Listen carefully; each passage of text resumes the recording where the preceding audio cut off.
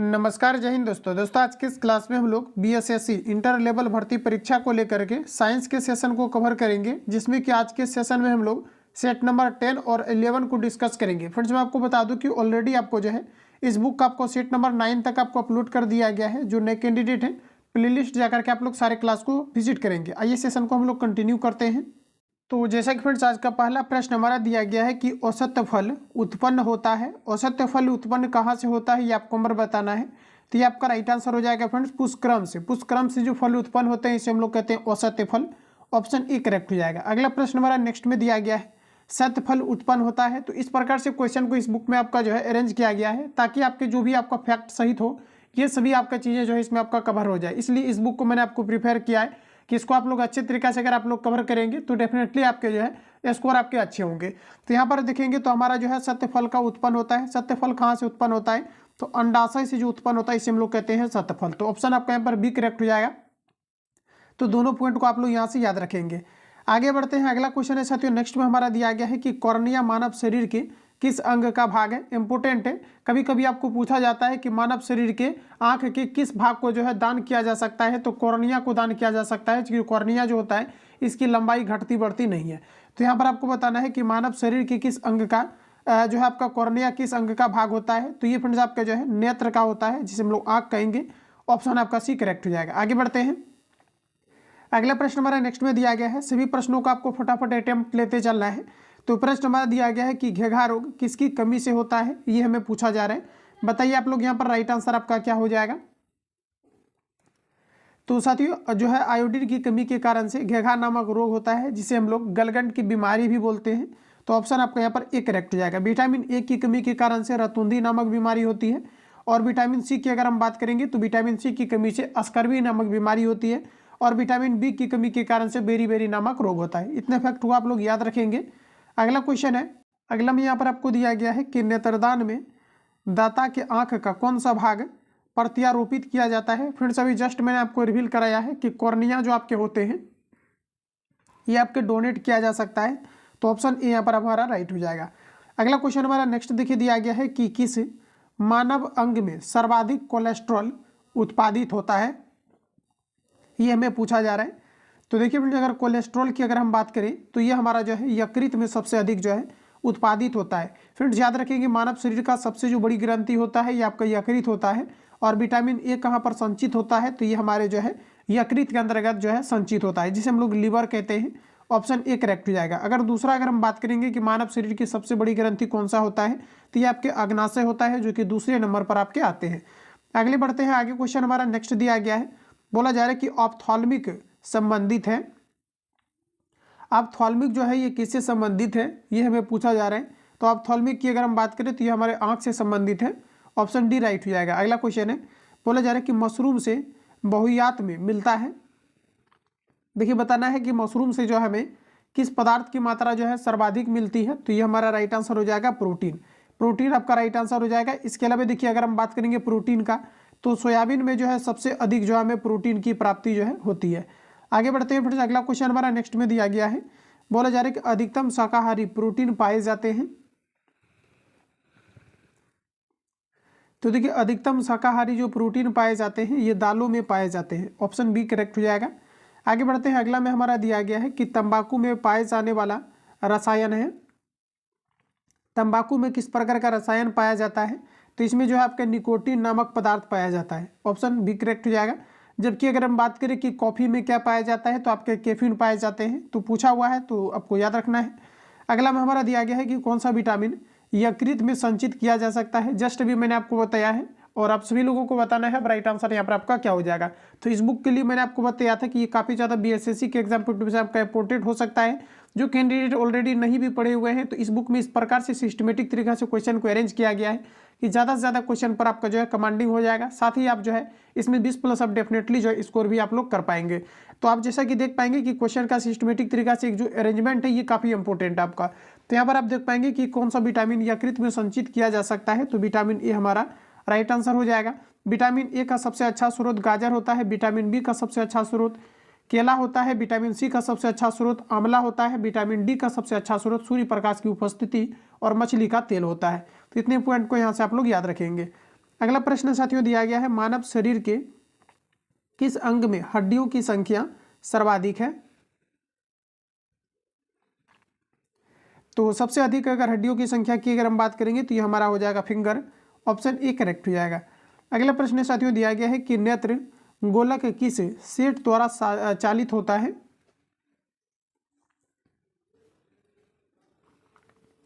तो देखिए नेत्र गोलक की अगर हम यहाँ पर बात करें तो हमारा राइट आंसर हो जाएगा ऑप्शन बी, ये आपके जो है 6 मांसपेशियों के द्वारा चालित होता है। नेत्र गोलक किस सेट द्वारा चालित होता है?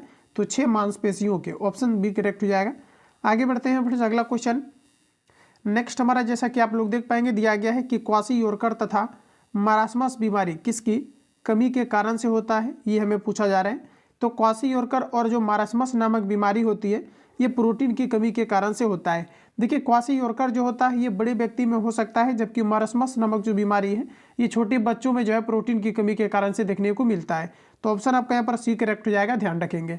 आगे बढ़ते हैं साथियों, अगला क्वेश्चन हमारा नेक्स्ट दिया गया है, और जो नए कैंडिडेट है अगर आपको फुल लेंथ प्रैक्टिस सेट आपको लगाना है और बुक वाइज अगर आपको जो है कंप्लीट आपको पीडीएफ चाहिए तो आप सभी लोगों को इस ग्रुप पर जो है ऐड हो जाना है। आप सभी लोगों को इस नंबर पर आपको मैसेज कर देना है, आप सभी लोगों को जो है प्राइवेट ग्रुप में हमारा ऐड कर दिया जाएगा, जिसमें कि आपको फुल लेंथ प्रैक्टिस सेट, साथ ही आपका एसके झा का जो लेटेस्ट भी आपका वॉल्यूम 2 आपका लॉन्च किया गया है, इसका भी आपको सेट वाइज जो है टिक मार करके आपको मिलेगा, जिसमें कि क्वेश्चन का लेवल बिल्कुल आपके अच्छे हैं। तो आप सभी लोग जो है उसको लगा सकते हैं। साथ ही आपको टेस्ट सीरीज और साथ ही आपका ऑफलाइन या ऑनलाइन जो भी आपके पटना में बड़े बड़े संस्थान के द्वारा आपका कंडक्ट होता है या फिर नोट्स आपके प्रिपेयर होते हैं, ये सभी कुछ आपको जो है ग्रुप पर आपको प्रोवाइड आपको किया जाएगा। तो आप सभी लोग ग्रुप से जो है निश्चित तौर पर आप लोग जो है जुड़ जाए। इस नंबर पर आप सभी लोगों को एसएमएस करके जो है आपको ऐड हो जाना है। ये जो आप देख पा रहे हैं इसमें क्या है कि आपको साइड में आंसर भी आपको दिया हुआ मिलेगा। ये सभी अगर वहाँ पर आपको पीडीएफ अगर आपको मिलता है तो आप आराम से क्या करेंगे, इसको रिविजन जो है आप लोग कर पाएंगे। तो यहाँ पर हमारा देखेंगे तो दिया गया है कि आपका जो है मधुमेह, जिसे हम लोग कहते हैं डायबिटीज, इसका मुख्य रूप से कारण क्या है ये हमें पूछा जा रहा है। तो इंसुलिन की कमी के कारण से जो है मधुमेह नामक बीमारी होती है और ये जो है आपके अग्नाशय से स्रावित होता है। तो आगे बढ़ जाते हैं साथियों, अगला में हमारा दिया गया है खून का थक्का किस विटामिन की कमी के कारण नहीं बनता है? तो इसके लिए हमारा राइट आंसर हो जाएगा विटामिन के, ऑप्शन आपका यहाँ पर बी राइट हो जाएगा। अगला प्रश्न है फ्रेंड्स, अगला में हमारा दिया गया है कि सबसे अधिक लोहा पाया जाता है। तो देखिए साथियों सबसे अधिक लोहा की अगर हम बात करेंगे तो हमारा राइट आंसर हो जाएगा हरी सब्जी में। हरी सब्जी में जो है सबसे अधिक लोहा पाया जाता है। और सबसे अधिक में अगर हम बात करेंगे तो पालक जो होते हैं, पालक में सबसे अधिक मात्रा में जो है आयरन पाए जाते हैं। अगला में हमारा दिया गया है एलर्जी प्रतिक्रिया के कारण उत्पन्न रोग है। एलर्जी प्रतिक्रिया के कारण कौन सा रोग उत्पन्न होता है ये हमें पूछा जा रहा है। तो इससे हमारा जो है दम्मा होता है, ऑप्शन ई करेक्ट हो जाएगा। अगला क्वेश्चन है नेक्स्ट हमारा दिया गया है कि एंटीटॉक्सिक का इंजेक्शन किसकी रोकथाम के लिए दिया जाता है? तो देखिए एंटीटॉक्सिक जो आपके होते हैं ये टिटेनस के लिए दिया जाता है, ऑप्शन ए करेक्ट हो जाएगा। आगे बढ़ते हैं, अगला प्रश्न हमारा नेक्स्ट में दिया गया है कि कौन सा रोग ठीक नहीं किया जा सकता है। देखिए सभी ऑप्शन आपके सामने हैं, कौन सा ऐसा रोग है जिसे बोला जा रहा है कि ठीक नहीं किया जा सकता है, ये हमें बताना है। तो फ्रेंड्स आपका राइट आंसर हो जाएगा कलर ब्लाइंडनेस। देखिए कलर ब्लाइंडनेस जो आपके होते हैं, कलर ब्लाइंडनेस, इसमें क्या होता है कि ये पीढ़ी दर पीढ़ी जो है आपके संचारित होते हैं। ये एक अनुवांशिक रोग के अंतर्गत आता है और इसे जो है आपके ठीक नहीं किया जा सकता है। तो ऑप्शन आपका ए करेक्ट हो जाएगा।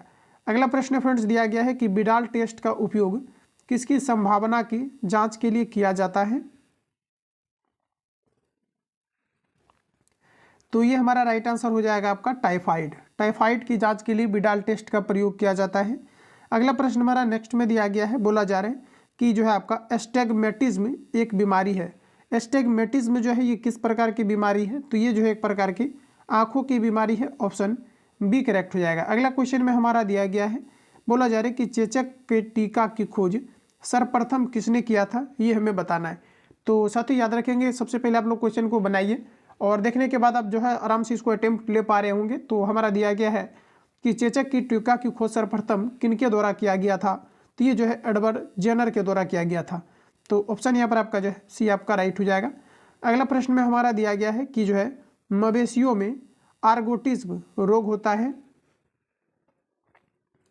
मवेशियों में आर्गोटिज्म रोग होता है, तो ये जो होता है ये कवक के द्वारा होता है, ऑप्शन सी राइट हो जाएगा। आगे बढ़ते हैं, अगला में दिया गया है ORT किसके दिया गया है कि रोगोपचार से संबंधित है, ये आपको यहाँ पर पूछा रहा है। देखिए ORT जो है ये किसके रोग उपचार से संबंधित है, ये आपको यहाँ पर बताने हैं। तो ये देखिए आपका अतिसार हो जाएगा, ऑप्शन सी राइट हो जाएगा। आगे बढ़ते हैं, अगला प्रश्न ये रहे आपके सामने। तो HIV से रिलेटेड आपका प्रश्न है, HIV संबंधित है। देखिए HIV का मतलब होता है इम्यून एफिशिएंसी वायरस। अच्छा, इसका फुल फॉर्म आपका हो गया, और ये किससे संबंधित है, तो इस वायरस के कारण से जो है एड्स नामक बीमारी होती है, जिसका फुल फॉर्म की अगर हम बात करें तो एक्वायर्ड इम्यूनो डिफिशियंसी सिंड्रोम होता है, जो मुख्य रूप से WBC को जो है नष्ट करता है। और WBC के अंतर्गत लिम्फोसाइट एक ग्रंथि होती है जो एंटीबॉडीज बनाती है हमारे शरीर के अंदर, इसको जो है मुख्य रूप से नष्ट करती है। तो ऑप्शन आपका साथियों डी करेक्ट हो जाएगा। अगला क्वेश्चन है, नेक्स्ट में हमारा दिया गया है निमोनिया रोग किस अंग को प्रभावित करता है।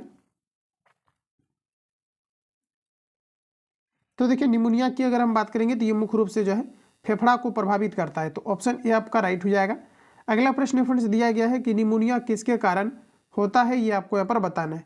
देखिए निमोनिया की अगर हम बात करेंगे तो ये हमारा बैक्टीरिया के कारण से होता है। ऑप्शन ए आपका यहाँ पर सही हो जाएगा। अगला में हमारा दिया गया है कि रिकेट्स एक बीमारी है, बताएंगे आप लोग राइट आंसर क्या हो जाएगा। तो देखिए रिकेट्स जो बीमारी है ये विटामिन डी की कमी के कारण से जो है होती है, और ये जो है ये हड्डियों की बीमारी है, हड्डी का टेढ़ा मेढ़ा हो जाना ये विटामिन डी की कमी के कारण से होता है, जिसे हम लोग रिकेट्स बीमारी बोलते हैं। तो ऑप्शन आपका बी करेक्ट हो जाएगा।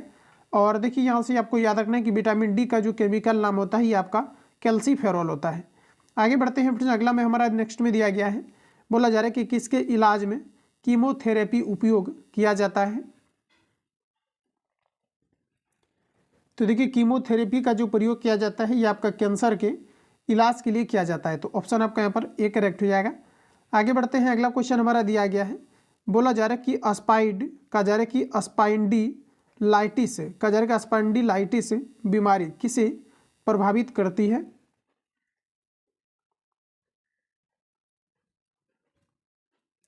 तो साथियों यहाँ पर आपका राइट आंसर हो जाएगा मेरुदंड को प्रभावित करती है। ऑप्शन सी करेक्ट हो जाएगा। आगे बढ़ते हैं, दिया गया है कि एथलीट फुट रोग किससे होता है। इंपोर्टेंट है, एथलीट फुट की अगर हम बात करें तो ये आपका जो है फंग के कारण से होता है। ऑप्शन बी करेक्ट हो जाएगा। अगला क्वेश्चन हमारा नेक्स्ट में दिया गया है, टिटेनस रोग किस जीवाणु से होता है। टिटेनस रोग जो है ये किस जीवाणु के कारण से होता है। तो ये जो है आपका क्लोरोस्ट्रीडियम टिटेनी के कारण से होता है। इसको रिपीट कर लेना आप लोग, नया क्वेश्चन आपका है आपके लिए, चूंकि इस प्रकार के क्वेश्चन आपके जो है कवर नहीं हुए थे। तो दिया गया है कि टिटेनस रोग किस जीवाणु से होता है, ये हमें पूछा जा रहा है। तो ये आपका जो है क्लोस्ट्रीडियम टिटेनी के कारण से होता है। तो ऑप्शन आपका सी करेक्ट हो जाएगा। अगला क्वेश्चन हमारा नेक्स्ट में दिया गया है, अगला प्रश्न है कि टिटेनस बीमारी को अन्य किस नाम से जाना जाता है। तो साथ ही इसे कहा जाता है लॉक्जा के नाम से जाना जाता है। तो ऑप्शन आपका बी करेक्ट हो जाएगा। तो टिटेनस से रिलेटेड जो भी आपका क्वेश्चन है एक साथ आपको कलेक्ट दिया गया है। अगला में है कि सर्वप्रथम जीवाणु का पता लगाया, इंपोर्टेंट है, सर्वप्रथम जीवाणु का पता ये किनके द्वारा लगाया गया था। तो साथ ही याद रखेंगे ये ल्यूमैन हॉक के द्वारा सर्वप्रथम जीवाणु का पता लगाया गया था। लॉ ऑफ फ्लोटिंग सिद्धांत की खोज किसने की थी।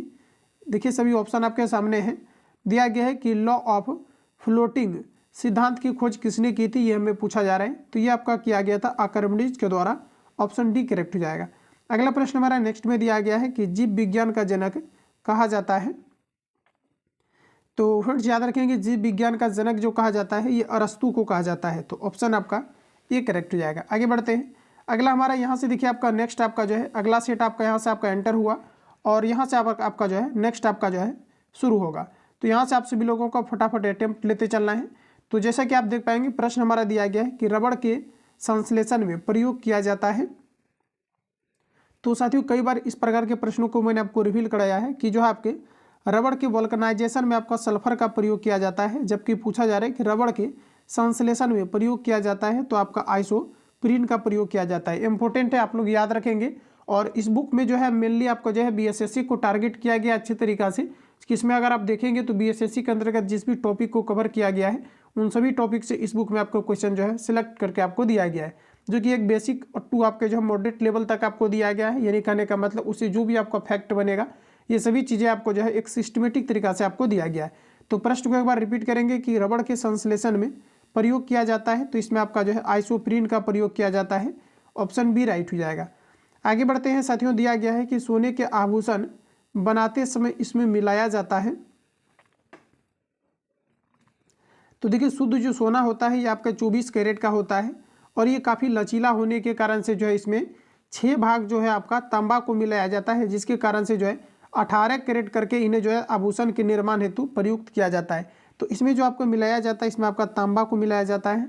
ऑप्शन ए राइट हो जाएगा। आगे बढ़ते हैं। अगला प्रश्न फ्रेंड्स दिया गया है, नायलॉन बनाने में प्रयुक्त कच्चा पदार्थ है। नायलॉन बनाने में किसका प्रयोग किया जाता है? तो आपका जो है एडिपिक अम्ल का प्रयोग किया जाता है। ऑप्शन आपका बी राइट हो जाएगा, ध्यान रखेंगे। अगला में हमारा दिया गया है कि मोमबत्ती का जलना किस प्रकार का परिवर्तन है, ये आपको यहाँ पर बताना है। तो देखिए मोमबत्ती का जो जलना है ये आपके रासायनिक परिवर्तन है, जबकि मोमबत्ती का पिघलना भौतिक परिवर्तन के अंतर्गत आता है। तो ऑप्शन आपका ये करेक्ट हो जाएगा, रासायनिक परिवर्तन। आगे बढ़ते हैं साथियों, दिया गया है कि आतिशबाजी में हरा रंग किसकी उपस्थिति के कारण होता है। ये आपका रिपीटेड क्वेश्चन है, आप लोग याद रखेंगे इसको। आतिशबाजी में हरा रंग किसकी उपस्थिति के कारण होता है? तो साथी ये जो है हमारा बेरियम के कारण से होता है, ध्यान रखेंगे, बेरियम के कारण से जो है होते हैं। आगे बढ़ते हैं। अगला प्रश्न में हमारा दिया गया है कि कपूर को किस विधि द्वारा शुद्ध किया जाता है। तो ये हमारा राइट आंसर हो जाएगा, ऊर्ध्वपातन के द्वारा शुद्ध किया जाता है। आगे बढ़ते हैं साथियों। अगला में हमारा दिया गया है कि निम्न में कौन सी धातु सदैव मुक्त अवस्था में पाया जाता है। तो देखिए मुक्त अवस्था की अगर हम बात करेंगे तो हमारा सोना राइट आंसर हो जाएगा। सोना देखिए जो है वायुमंडल में उपस्थित गैस से जो है ज़्यादातर अभिक्रिया नहीं के बराबर करती है, इन्हीं कारण से इसे जो है मुक्त अवस्था में माना जाता है। तो ऑप्शन आपका साथियों ए करेक्ट हो जाएगा। अगला में हमारा दिया गया है कि पुराने तेल चित्रों के रंगों को फिर से उभारने के काम आता है।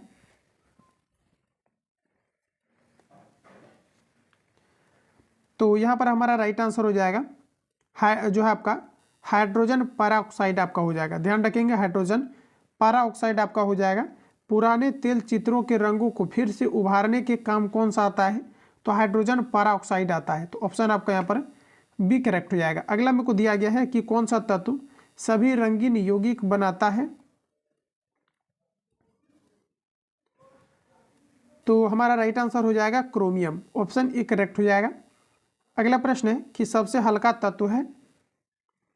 तो साथियों सबसे हल्का तत्व की अगर हम यहाँ पर बात करेंगे तो हमारा राइट आंसर हो जाएगा हाइड्रोजन। हाइड्रोजन देखिए सबसे हल्का तत्व है और हाइड्रोजन को आवारा तत्व की संज्ञा दिया गया है और जो है हाइड्रोजन को भविष्य ईंधन भी कहा जाता है। तो ऑप्शन आपका फ्रेंड्स ये करेक्ट हो जाएगा। और इसके अलावा अगर आपको पूछा जाता है कि सबसे जो है आपका वायुयान में जो गैस को भरा जाता है ये कौन सा गैस है, तो ये हमारा हीलियम हो जाएगा और ये भी काफ़ी हल्की होने के कारण से वायुयान के टायरों में इनका जो है प्रयोग किया जाता है। सोना किस अम्ल में घुल जाता है? तो सोना जो घुल जाता है इसे हम कहते हैं एक्वारेजिया, यानी कि ऑप्शन बी करेक्ट हो जाएगा, जिसमें कि आपका जो है हाइड्रोक्लोरिक एसिड और आपका HNO3 आपका होता है, जिसमें कि हाइड्रोक्लोरिक एसिड 3 और जो आपके सांद्र नाइट्रिक एसिड होते हैं इसमें आपका 1 भाग होता है। इस प्रकार से आपके कई बार पूछा जाता है एक्वारेजिया में हाइड्रोक्लोरिक एसिड और सांद्र नाइट्रिक एसिड का कितना भाग होता है, ये अनुपात क्या होता है? तो 3:1 आपका होता है। कई बार आपका पूछा गया है, तो आप सभी लोग जो भी फैक्ट को कवर कराता हूँ इसको ध्यानपूर्वक आपको देखना है। तो यहाँ पर आपका ऑप्शन साथियों बी करेक्ट हो जाएगा। अगला प्रश्न में हमारा दिया गया है कि दिया सलाई में प्रयुक्त होता है। बताइए आप लोग राइट आंसर क्या हो जाएगा? दिया सलाई में क्या प्रयुक्त होता है? तो इसमें आपके लाल फास्फोरस का प्रयोग किया जाता है। तो ऑप्शन ए आपका राइट हो जाएगा। अगला प्रश्न हमारा नेक्स्ट में दिया गया है कि युद्ध में प्रयोग की जाने वाली गैस ल्यूसाइट बनाई जाती है। तो फ्रेंड्स आपका राइट आंसर हो जाएगा कि जो है आपके एसिटिलीन से बनाई जाती है। ऑप्शन सी करेक्ट हो जाएगा। आगे बढ़ते हैं। अगला प्रश्न हमारा नेक्स्ट में यहाँ पर आपको दिया गया है कि लार में पाए जाने वाला एंजाइम जो कि स्टार्च को ग्लूकोज में परिवर्तित करता है। तो लार में पाए जाने वाला जो एंजाइम होता है ये आपका जो है माल्टेज होता है। ध्यान रखेंगे माल्टेज होता है। ऑप्शन ए करेक्ट हो जाएगा। अगला क्वेश्चन नेक्स्ट में हमारा दिया गया है पेट्रोल में बिसेला मिश्रित पदार्थ है। पेट्रोल में बिसेला मिश्रित पदार्थ क्या है ये हमें पूछा जा रहा है। तो ये आपका टेट्रा एथिल लेड आपका राइट आंसर हो जाएगा। ध्यान रखेंगे ऑप्शन आपका बी करेक्ट हो जाएगा। पेट्रोल में विषैला मिश्रित पदार्थ क्या है, तो टेट्रा एथिल लेड आपका राइट आंसर हो जाएगा। अगला हमारा दिया गया है कि शुष्क धुलाई, बोला जा रहा है कि शुष्क धुलाई जिसे हम लोग कहते हैं ड्राई क्लीनिंग के काम आता है। तो यहाँ पर आपका राइट आंसर हो जाएगा बेंजीन का प्रयोग किया जाता है, ऑप्शन बी करेक्ट हो जाएगा। अगला क्वेश्चन है फ्रेंड्स, दिया गया है दवा बनाने के काम आता है, तो दवा बनाने के जो काम आता है ये आपका बेंजोइक अम्ल आता है, ऑप्शन ए आपका राइट हो जाएगा।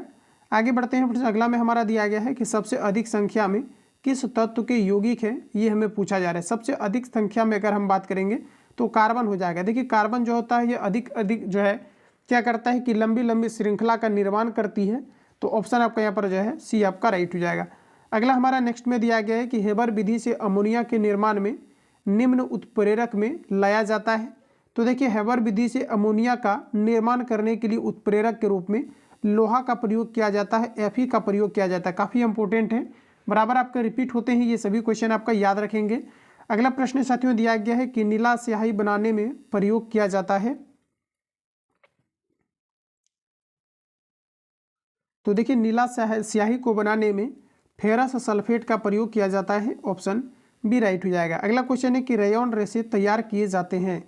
रेयॉन रेसे जो आपके होते हैं ये किनके द्वारा तैयार किया जाता है, तो ये हमारा किया जाता है सेलुलोज से। ध्यान रखेंगे सेलुलोज से रेयॉन के रेशा को तैयार किया जाता है, ऑप्शन ए करेक्ट हो जाएगा। अगला क्वेश्चन है साथियों दिया गया है कि नाभिक का आकार है, बताइए आप लोग राइट आंसर क्या हो जाएगा। नाभिक का आकार जो है ये कैसा होता है, तो नाभिक के आकार की अगर हम बात करें तो 10 टू दी पावर आपके जो है 5 मीटर होते हैं, ऑप्शन आपका डी करेक्ट हो जाएगा।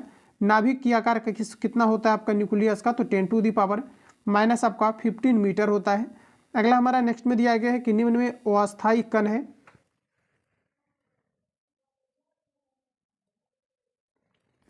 तो देखिए अस्थायी कण की अगर हम बात करेंगे तो ये हमारा राइट आंसर हो जाएगा न्यूट्रॉन। और देखिए न्यूट्रॉन जो होता है इस पर किसी प्रकार का आवेश नहीं होता है, ध्यान रखेंगे। अगला प्रश्न साथियों दिया गया है कि किसी परमाणु के गुण निर्भर करते हैं।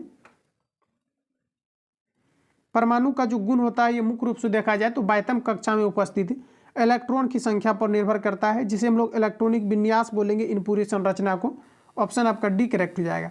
अगला प्रश्न हमारा नेक्स्ट में देखिएगा दिया गया है कि किस विटामिन के जलीय विलयन का रंग गुलाबी होता है, तो ये हमारा राइट आंसर हो जाएगा विटामिन B12 आपका करेक्ट हो जाएगा। अगला बढ़ता है साथियों, अगला में हमारा दिया गया है सबसे हल्की धातु कौन सी है, ये हमें पूछा जा रहा है। सबसे हल्की धातु आप सभी लोग बताएंगे, ऑप्शन आपके सामने दिया गया है साथियों। सबसे हल्की धातु कौन सी है ये आपको पूछा जा रहा है, तो ये आपका लिथियम आपका हो जाएगा। अगला में दिया गया है कि वसा किसमें विलय होता है, इंपॉर्टेंट है, याद रखेंगे। लिथियम जो होता है ये सबसे हल्की धातु होती है, जबकि सबसे भारी धातु की अगर हम बात करेंगे तो ये हमारा ऑस्मियम हो जाएगा। तो यहाँ पर अगला क्वेश्चन में दिया गया है वसा किसमें विलय होता है, ये आपको यहाँ पर बताना है। तो कार्बन आपका टेट्राक्लोराइड यहाँ पर आपका राइट आंसर हो जाएगा। वसा किसमें विलय होता है, तो कार्बन टेट्राक्लोराइड में वसा विलय होते हैं, जिसका सूत्र की अगर हम बात करें तो CCl2 आपका होता है, ध्यान रखेंगे। अगला प्रश्न साथियों नेक्स्ट में दिया गया है कि एस्पिरिन किससे बनाई जाती है। एस्पिरिन किससे बनाई जाती है ये हमें पूछा जा रहा है, तो ये आपका जो है थैलिक अम्ल से एस्पिरिन बनाई जाती है, ऑप्शन बी आपका राइट हो जाएगा। अगला प्रश्न में साथियों दिया गया है एस्पिरिन का रासायनिक नाम है। एस्पिरिन का रासायनिक नाम क्या है बताइए। एस्पिरिन जो होता है इसे हम लोग कहते हैं एसिटाइल जो आपका सैलिसिलिक अम्ल, ध्यान रखेंगे। एस्पिरिन का रासायनिक नाम क्या होता है, तो एसिटाइल सैलिसिलिक अम्ल होता है। 2-3 बार इसको रीड करेंगे जैसे माइंड में आपका जो है फिट हो जाएगा। अगला क्वेश्चन हमारा नेक्स्ट देखिए दिया गया है। अगला क्वेश्चन में हमारा बोला जा रहा है कि सबसे भारी धातु कौन सी है, ये हमें पूछा जा रहा है। तो साथ ही जस्ट भी मैंने आपको बताया कि सबसे हल्की धातु लिथियम होता है और सबसे भारी धातु आपके ऑस्मियम होता है, तो ऑप्शन यहाँ पर आपका बी राइट हो जाएगा। अगला प्रश्न में हमारा दिया गया है कि जो आपका स्ट्रेप्टोमाइसिन के खोजकर्ता कौन है, ये आपको यहाँ पर पूछा जा रहा है। देखिए सभी ऑप्शन आपके सामने दिया गया है, यह हमारा राइट आंसर हो जाएगा बॉक्समैन, ऑप्शन सी करेक्ट हो जाएगा। अगला प्रश्न फ्रेंड्स दिया गया है जल का शुद्धिकरण किया जाता है। जल की शुद्धिकरण की अगर हम बात करेंगे तो ये आपका राइट आंसर हो जाएगा क्लोरीन के द्वारा जो है जल का शुद्धिकरण किया जाता है। अगला क्वेश्चन देखिए दिया गया है अगला में हमारा बोला जा रहा है कि सबसे अधिक विद्युत ऋणीय तत्व है, सबसे अधिक विद्युत ऋणात्मक तत्व इसमें से कौन सा दिया गया है? तो ये हमारा राइट आंसर हो जाएगा आपका फ्लोरीन। अगर फ्लोरीन ना रहे तो आपको सेकेंड ऑप्शन लगाना है क्लोरीन। आगे बढ़ते हैं साथियों, दिया गया है कि राष्ट्रीय रासायनिक प्रयोगशाला स्थित है, इंपोर्टेंट है, रिपीटेड है आपका, राष्ट्रीय रासायनिक प्रयोगशाला ये कहाँ पर आपकी स्थित है? तो ये जो है पूना में है। कहाँ पर है? तो ये आपके जो है पूना के अंतर्गत स्थित है। अगला में हमारा दिया गया है कि फ्रियोन का रासायनिक नाम क्या है? तो देखिए फ्रियोन का रासायनिक नाम क्या होता है? क्लोरोफ्लोरोकार्बन। क्या होता है आपका? क्लोरोफ्लोरोकार्बन होता है, जिसे हम लोग CFC कहते हैं। तो ऑप्शन आपका ये करेक्ट हो जाएगा। अगला क्वेश्चन हमारा दिया गया है कि टेफ्लॉन किसका बहुलक है? बताएंगे आप लोग। राइट आंसर क्या हो जाएगा आपका? टेफ्लॉन जो है ये किसका बहुलक होता है? तो ये देखिए आपका टेट्राफ्लोरोएथीन का होता है। टेट्राफ्लोरोएथीन का जो है बहुलक आपका होता है टेफ्लॉन, यानी ऑप्शन डी आपका राइट हो जाएंगे। अगला में हमारा दिया गया है संश्लेषित रेशा है, तो रेयन यहाँ पर आपका राइट आंसर हो जाएगा। संश्लेषित रेशा की अगर हम बात करेंगे तो आपका रेयन हो जाएगा। अगला प्रश्न फिर दिया गया है कि कांच पर लिखने के लिए किस अम्ल का प्रयोग किया जाता है? इंपॉर्टेंट क्वेश्चन है ये। क्वेश्चन अगर आप प्रीवियस पेपर लगाएंगे तो ये कई बार क्वेश्चन आपका रिपीट हुआ है, तो आप लोग इसको याद रखेंगे। इसमें आपका HF का प्रयोग किया जाता है किसी भी कांच पर जो है लिखने के लिए, और ये एक प्रकार का HF जो होता है ये आपका अम्ल होता है। अब आप सभी लोगों को बताना है राइट आंसर क्या होगा। तो फ्रेंड्स जिसे हम लोग कहते हैं हाइड्रोफ्लोरिक अम्ल, ऑप्शन बी करेक्ट हो जाएगा। याद रखेंगे आप लोग, और लगातार जो है आप लोग रिपीट इसको करते रहना है, ठीक है। और बाकी इसका PDF आप सभी लोगों को लेकर के जो है रिवीजन आपको करते रहना है। इस नंबर का आप लोग स्क्रीनशॉट लेकर के मुझे जो है मैसेज कर देंगे, जिसमें कि आपको फुल आपको जो है प्रैक्टिस सेट आपको, साथ ही आपको जो है अलग अलग संस्थान का आपको नोट्स वगैरह सारा कुछ एक सिस्टमेटिक तरीका से आपको प्रोवाइड आपको किया जा रहा है। अगला प्रश्न साथियों दिया गया है कि समुद्री जल से नमक किस विधि द्वारा तैयार किया जाता है? ये हमें पूछा जा रहा है। तो देखिए यहाँ पर आपका राइट आंसर हो जाएगा वाष्पीकरण के द्वारा, ऑप्शन बी करेक्ट हो जाएगा। तो साथियों जितनी भी क्वेश्चन आपको दिया गया था 2 सेट में कंप्लीटली मैंने आपको रिवील करा दिया हुआ है। किसी प्रकार का डाउट या संशय हो तो आप मुझे कमेंट करके बताएंगे। बाकी मिलते हैं नेक्स्ट वीडियो में। जो लोग चैनल पर पहली बार विजिट किए हैं चैनल को सब्सक्राइब करके बेल आइकन को प्रेस कर लेना, क्योंकि जब क्लास अपलोड हो तो नोटिफिकेशन आपको टाइम टू टाइम आपको मिलते रहे, और आप बिल्कुल जो है निस्संदेह अच्छी तरीका से क्लास को एक सिस्टमेटिक तरीका से लगा करके साइंस और साथ ही पूरे ऑल ओवर GS में आप जो है बेहतर परफॉर्मेंस कर पाएँ। बाकी मिलते हैं नेक्स्ट वीडियो में। जो लोग सेशन को लाइक नहीं किए हैं लाइक अवश्य करें।